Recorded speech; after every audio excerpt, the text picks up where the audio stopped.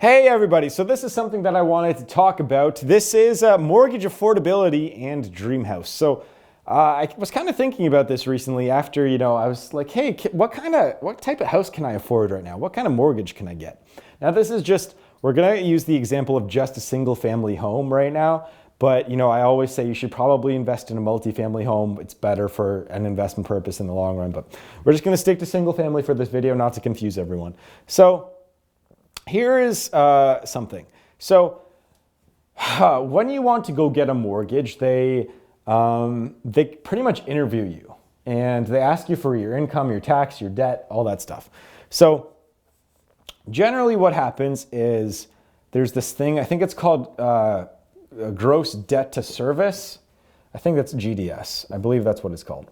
Sorry, I'm just doing this all off the top of my head again. So it's called gross debt to service, but I know what it is. So essentially what they do is they take your gross monthly income. So if you're making $100,000 a year, which is what I should do this year, that's what, let's just say round it to $8,000 a month, even though it's about 8.5. We're just gonna say $8,000 a month.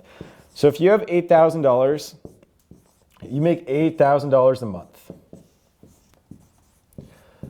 What the gross debt to service, or whatever the fuck that thing's called, is it means that what's your maximum mortgage monthly payment that you can afford. And generally speaking, it's your debt that you can take on is, generally speaking, 32% of whatever your monthly income is. So for example, I think it's actually, it's actually 30 to 40%. So it kind of depends. But so if you have $8,000 a month and you have no other debt, so if you do not have, they will count student loans against you, by the way. They will count credit cards as debt. They will count car loans. They will count any sort of debt you have will go against this. So what your debt to service ratio is, or whatever the fuck that is you can only take on, maximum, I'm saying very, very, very maximum, 40% of your gross monthly income can be debt. Usually it's 32%, but very maximum is 40%. So for example, we're gonna use this $8,000 a month one, $8,000 a month. I ran this through the calculator and it said here, excuse me one second, that I think the maximum mortgage affordability is somewhere around $3,500 a month. And that can buy you a pretty nice home. But see this ratio here? So $8,000 a month, they will only give you a maximum mortgage that will have a payback of about $3,500 a month. Now, if you have student loans, if you have credit cards, whatever, this gets knocked down to, 2,500 maybe, or maybe it's 3,000, I don't know. But it all depends on how much debt you have. Because pretty much it's like a mortgage kind of stress test. They want to know that, hey, if stuff goes wrong, can you still afford to pay us back? So that's why they use that when calculating this. So anyways, you make $8,000 a month. The maximum mortgage you can get is about $3,500 a month. I mean, some people it's more, some people it can probably get up closer to, 3,800, but we're gonna say 3,500 for my example. So what kind of house can that get you? What's your dream house? This is kind of a secondary topic I want to talk about. So if you make $100,000 a year or $8,000 a month, that can buy you, very maximum, a home that's roughly $500K, depending on your down payment, all that stuff. But generally, $500K is the very, very, very maximum. I was looking at that recently too. I'm like, oh shit, I'm like halfway to my $1 million home. So yeah, like that's kind of crazy. And a lot of people, if you make like $40K a year, I think I mentioned this in another video, $40K a year, you can only afford like a $180,000 home if you don't have a lot of debt and stuff. And if you make $30K, you're not going to be able to get a mortgage for most areas that you live in. If you live in LA, New York, Toronto, anywhere like that, anywhere with a high real estate price, and you make $30K a year, you're not going to be able to get a mortgage. I'm sorry, it's just the way it is. And for example, I know that people close to me, they make $35,000 to $45,000 a year. And I know for a fact that and they have a large amount of debt too, that like they probably won't ever be able to buy a home, which is kind of sad to think about, at least in the next decade or so. But a lot of them are still young, so it's okay. But also, I want to talk about what my dream home is like. And what's your dream home? That's actually a question. I'm really curious. What do you guys want in a home? Like, do you guys think about this as much as I do? Like, one of my motivations for wanting a lot of money is a dream house, just as like a fucking prize. And it's a place to relax too. I mean, like, I had a 1-bedroom apartment, which was fucking amazing. That was one of the I usually never recommend people to rent, but I was a student and I had a 1-bedroom like place, all to myself, and it was $900 a month. And it was one of the best things I ever did. It was the place where I started my businesses. Seriously, if I didn't have that 1-bedroom apartment, I may not be here today speaking to you. At least with a lot of money, a lot more money coming in at least. So yeah, what's my dream house? Well, I was really happy with that 1-bedroom apartment, just being on my own. That was one of my favorite things ever, was that 1-bedroom apartment. And you know how big that thing was? I know that you guys don't have much, you guys might not know what all this means, so I'll just write some of this out. My 1-bedroom apartment, 1BD apartment, APT, was pretty much 500 square feet. I think it was actually 463 to be exact, but 500 just rounded up. So to put that in perspective, like most of you live in a townhouse or some sort of house that is like ranging from 1,000 to 2,000 square feet. That's average. And so like literally my apartment was my small bedroom without any, like I had a tiny closet. I had a bedroom, very tiny closet that stuck out from the wall. I didn't have an armoire or anything or any sort of drawers or anything. I put all my clothes in a basket because I didn't have room. I had my bathroom and it was all kind of one area. Like I could take one step out from my bedroom and reach either my kitchen or my bathroom or the living room. Like it's hard. Maybe I'll show you guys Monday, the apartment that changed my life. So, and like it was all super nice. It was new construction, so it was all beautiful. It was all fucking newly built. Everything was beautiful. And I was happy with it. But saying that, I couldn't do a lot of the things I wanted to do in it, and I had to go out to I had to go to the gym to work out through the freezing cold some days. Even though I had a car, I would walk to the gym every day. I'd like to swim. I'd like to have a place to shoot my videos. I could barely do that. For those of you that have been on this channel for a long time, you'll know that the first 15 videos on this channel were like yellow lighting. It was in there were drapes in the background.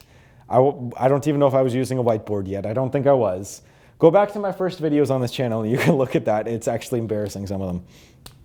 So, and that was all filmed in my apartment. I mean, I was completely happy with that. It was a great place, but it was just very small and cramped, and things, like if you didn't put your dishes away for a day, it would start to stink the entire place up and all that stuff.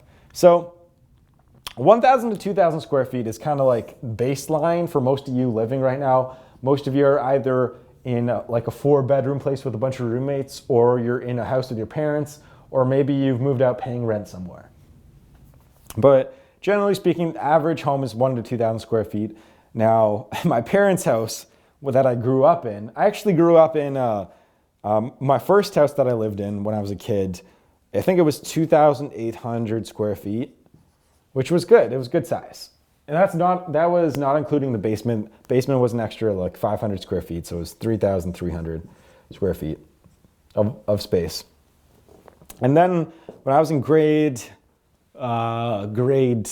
when did we move? Grade 6 or grade 7, we moved into a place where if you include the basement, I think it was 5,300 square feet.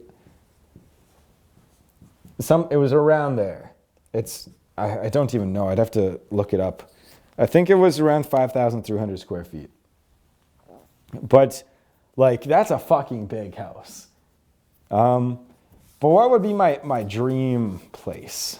Now, I'm one of those guys where, unfortunately, or fortunately, depending on how you look at it, I like to have those big houses. I don't really care much for fancy cars, but like maybe I like to have one day. I want a big house with a bunch of shit in it. So giving you those examples, how the average house is 1,000 to 2,000 square feet, I would probably want one like 10,000. Seriously. I know that this is a lot of you are like rolling your eyes right now, but I think that'd be like my back kind of hurts for a little bit right now. I think 10,000 square feet would be like a good target for my dream house. 10,000 square feet, a pool, probably an indoor pool, maybe indoor, outdoor. We'll just say indoor. Because, I don't know, I kind of like that. Gotta have a gym. What else would I like to have in there? Oh, studio, fuck. I'd love not having to drive to go and film these. That would be great, because that's what I'm currently doing right now. And have to pack up all my equipment and come in here, and I can't leave it in here yet. I have 3 more months till I can move in here and leave all this stuff here, and I can film more videos, which will be great. Yeah, but I can come in here, pack up everything, and just fucking film. Yeah, so I'd like to have a studio. That'd be good. What are you guys like essentials for your dream house? Not for your, just statistically speaking, most of you, I'm guessing, are probably going to end up doing very, very well compared to the average person, because a lot of you guys are educating yourself on finances, on business, on entrepreneurship. That's why you guys are watching this channel. I think that the average person will probably make twice as much. The average viewer will make twice as much if you're watching this versus a person who doesn't care about business or finance whatsoever. But what would you guys want in your dream house? Not the normal house, which a lot of you might end up in. I mean, a lot of you won't be able to move into the multi-million-dollar house. It's just the way the world works. I mean, if everyone had a multi-million-dollar house, then the multi-million-dollar house would be average. And all of a sudden, then people would be striving for $100 million houses, right? By the way, I saw this house on, I think it was YouTube, actually. And I think it was the most expensive home for sale. It might have been in 2015, but it was $195 million. It was in Beverly Hills, and I think it was 56,000 square feet with 6 different buildings. And it's supposed to, that's, sure, if someone were to give me that, I wouldn't turn it down, but that might be a little bit too much for me. 6 different buildings for $195 million. What are the taxes on that place? The taxes are going to be $2 million a year that's fucking insane. So, I mean, ideally, I saw this, my dream house, to be honest. I always look, because I'm a realtor, I go on MLS, whatever. And I've seen, my perfect house, which I saw, which recently sold, was $6 million. $6 million. So that house was, it was like 13,000 square feet, had an indoor pool, had a gym. I'd like a big lot too. I'd like, even though it's a lot of people who are like, oh, that's a lot of maintenance. I like going outside. I had to mow the lawn at my cottage. We had a fucking big property, and I would mow it myself when I was like fucking 14 years old, just pushing that lawnmower out for 2-3 hours at a time. And it was fun. It was lots of fun. And all this, I want to have a big driveway. I want to have maybe a gate or something. Big driveway, a gate. Ideally, now all those stuff are ideal, and so is this. Ideally, I'd like to have it be on a hill or a mountain or something. I'm one of those people where it's nice to have a view. We'll just say scratch hill, mountain. We'll just say a view. So those are kind of my priorities. I wonder what yours are. I'm luckily in a situation where almost wherever I move, as long as it's within a couple hours of Toronto, I can work. I can move wherever and be just fine. That's just the way it is. I mean, sure, it'd be tougher to do real estate stuff, but generally most of the stuff I do is in Toronto anyway, so who gives a fuck? But yeah, it's just kind of, I'm in a fortunate situation where I can move to, yeah, wherever I want. And a lot of people aren't. I know that's what makes it tough sometimes. You know, I know a lot of people that have trouble in their relationships because one, you know, person wants to move to wherever and the other person loves their job and wants to just stay in one location. So, I mean, it can cause a lot of problems, but ideally, I'd like to move on the outskirts of Toronto, have a big property somewhere, a pool, a gym, all that stuff. And I'm probably forgetting something too, but and have it all be like, not modern, but marble floors would be nice. That'd be you know what would be really cool is if in like 5 years, I come back to this video and I'm in that house, my dream house. I think that would be very, very cool. And I think that I'm gonna do it. I think that you know what? Fuck it, I'm gonna do it. I'm gonna buy my dream house before my age, before 30 years old. How about that for you? That's what's gonna happen. So anyways, what's your dream house? What do you guys want in your dream house? Feel free to email me. I like to read those, jack@chapple.com. And yeah, just let me know how much, I don't know. I know a lot of people don't like talking about this stuff, about like pursuing wealth, but like at the end of the day, it's important and everyone has dreams and everyone has goals. And I just think that it's good to talk about them. Like I want this stuff. It's okay, I'm human. I want to have more resources. That's just a thing that I want. I like money. I mean, I'm not gonna try and take people's money and steal, but you know, try and make money in some ethical and legal way. Like, what's bad about that? There's not much bad about that. So anyways, I'd like to thank you very much for watching. You're all very beautiful people. I'll see you guys in the next video.